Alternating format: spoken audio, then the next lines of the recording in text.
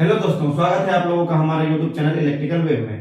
तो दोस्तों, आज जो हमारा टॉपिक है वो बहुत ही डिस्कसिंग टॉपिक लेके आया हूँ। आज हम बात करने जा रहे हैं मोटर का प्रोटेक्शन के ऊपर। जो क्लास चल रहा है उसमें एक इलेक्ट्रॉनिक रिले जो लगा रहता है मोटर के प्रोटेक्शन के लिए, उसमें कौन कौन से सेटिंग हम करते हैं और वो सेटिंग कैसे कैसे करते हैं, मोटर का इलेक्ट्रॉनिक जो रिले लगा होता है उसका कनेक्शन कैसे करते हैं, वो सारी कुछ इस वीडियो में हम बात करने वाले हैं। तो दोस्तों, सबसे पहले आ जाइए कि कोई भी मोटर का जो ये आपका आ गया कि एमसीसी भी लगा हुआ है या एमपीसी भी लगा हुआ है, जो भी लगा हुआ है किसी मोटर का पावर डायग्राम में, उसके बाद हमारा इलेक्ट्रॉनिक रिले लगा रहता है। उसके बाद नॉर्मल हमारा क्या आ गया, मोटर में आ गया।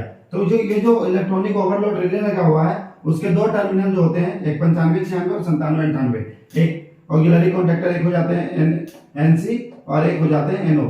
दो ऑक्सिलरी पॉइंट उसका ले लेते हैं। तो उसमें से जो एनओ वाला पॉइंट होता है, एनओ वाला पॉइंट को लेके क्या करते हैं, कॉन्टैक्टर को पिकअप करा देते हैं और ये जो है हमारा ट्रिपिंग के लिए होता है, जो कि ये कॉन्टैक्टर को मेन सर्किट को ट्रिप करा देता है। तो ये रिले जब भी एक करेगा कोई प्रोटेक्शन में, तो इसका एनओ जो है वो एनसी हो जाएगा और हमारा इस कॉन्टैक्टर को पिक करा देगा, जिससे हमारी मोटर जो है वो ट्रिप कर जाएगी और इसका एनसी कॉन्टैक्ट जो होता है वो मोटर का कंट्रोल सर्किट में लिया रहता है।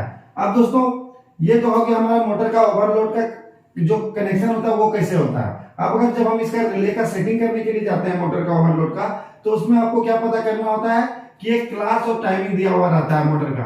तो ये जानना जरूरी है किसी भी रिले को सेटिंग करने से पहले। तो किसी भी मोटर में क्या होते हैं ना, 4 टाइप के क्लास लगे होते हैं, 5, 10, 20 और 30।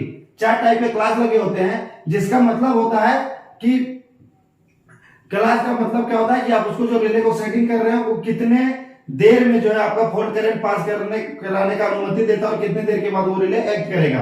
तो जो क्लास से मेन यही मतलब होता है दोस्तों, जैसे आपका क्लास 5 है तो वो 3 से 5 सेकंड के बीच में ट्रिप कर जाएगी, अगर उतना परमिसिबल रेंज का होता है। तो 10 सेकंड का है तो 5 से 10 लगेगा, 20 क्लास का है तो 10 से 20 और 30 क्लास का है जो कि एक्सटेंडेबल होता है तो वो 20 से 30। ये दोनों जो होता है वो हैवी के लिए होता है। हैवी स्टार्ट के लिए हम तो क्लास 20 और 30 यूज करते हैं। अब दोस्तों, अगर आप यहाँ पे सीमेंस का प्रोटेक्शन रिले यूज कर रहे हैं तो ये 7.2 टाइम्स इंटू IN ये जो है परमिसिव करता है, और अगर यहाँ पे आप स्नाइडर का ले रहे हैं तो 6 टाइम ये परमिसिव करता है, 6 टाइम इंटू IN, और अगर सीमेंस का ले रहे हैं तो 72 टाइम्स इंटू IN।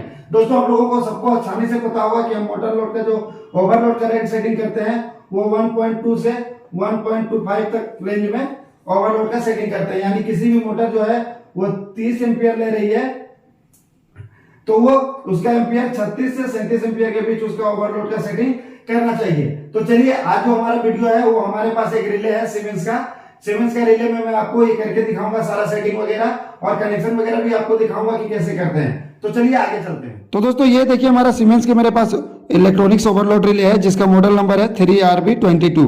तो आज मैं इसी का सेटिंग करके दिखाऊंगा, इसका कनेक्शन कैसे होता है उसमें दिखा दिया मैं, प्रैक्टिकली भी इसका कनेक्शन भी करके दिखाऊंगा और इसका सेटिंग करके दिखाऊंगा। तो दोस्तों, सेटिंग करने से पहले इसका क्या होता है ना, आपको A1 और A2 जो यहाँ पे टर्मिनल है, A1 टर्मिनल और A2 टर्मिनल, दोनों जो टर्मिनल है वो आपका इसका ऑक्सिलरी सप्लाई के लिए होता है, जो 24 से 240 वोल्ट तक होता है। देखिए यहाँ पे AC और DC बोथ, आप 24 वोल्ट से 240 वोल्ट तक AC DC दोनों दे सकते हैं, जिससे आपका क्या होगा, ये ऑक्सिलरी सप्लाई इसको मिल जाएगा और ये ऑन हो जाएगा।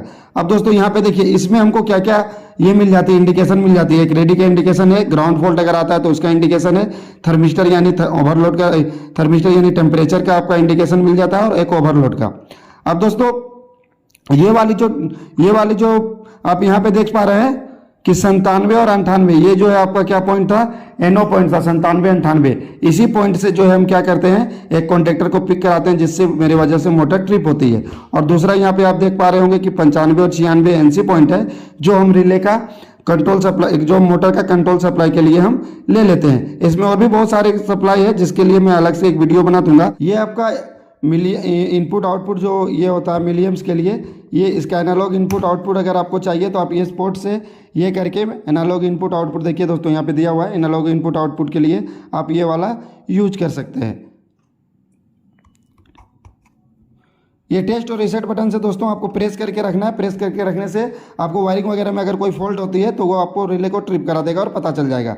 अब दोस्तों, इसका भी रीसेट का बटन भी, यहाँ पे एक और रीसेट का बटन डाला हुआ है जो कि ऑटो और मैनुअल दो चीज़ लिखा हुआ है। तो दोस्तों, अगर आपको कोई फॉल्ट आता है मोटर में, और अगर ये रिले ट्रिप करती है तो आपके पास ऑप्शन है, आइदरली इसको आप मैनुअल में रखें, आइदरली इसको आप ऑटो में रखें, वो आप पे डिपेंड करता है। अगर आप ऑटो में रखते हैं तो इस सेटिंग के हिसाब से जो भी आप टाइमिंग डालेंगे इसके हिसाब से ये रीसेट हो जाएगा, और अगर मैनुअल में रहता है तो इस वाले बटन से आपको जाकर रीसेट करना है।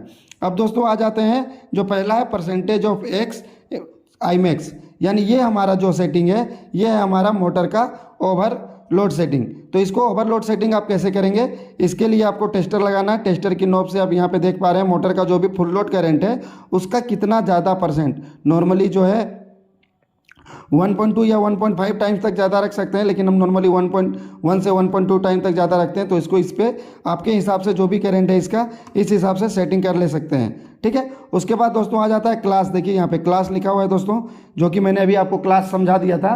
तो क्लास में आप कौन सा रखते हैं, यहाँ पे देखिए कंफ्यूज मत होइएगा, 1, 10, 100 और 1000 एम्पियर लिखा हुआ है, लेकिन इसका मतलब हुआ कि 5, 10, 20 और 30, ये क्लास हो गया इसका, 5, 10, 20 और 30 ये क्लास हो गया। ये सीमेंस का रिले है तो 7.2 टाइम्स 7.2 इंटू IN जो है इसका परमिसिबल रेंज है।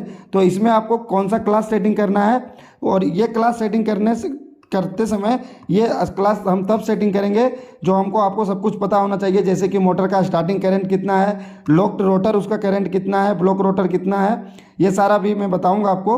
तो ये सारा सेटिंग करने के बाद ही आपको इसका ये सेटिंग उसको देखते हुए करना है, ग्राउंड फॉल्ट कितना सेटिंग करना है, तो ये सारा सेटिंग देखते हुए इसका ये करना है। तो उसमें आपको जो है नॉर्मली हम जो है क्लास 20 सेटिंग करते हैं। क्लास 20 सेटिंग करने के लिए अगर सपोज आपको 30 पे रखना है या 20 पे रखना है, वो आप पे डिपेंड करता है, 10, 20, 30 जिस पे भी रखना है।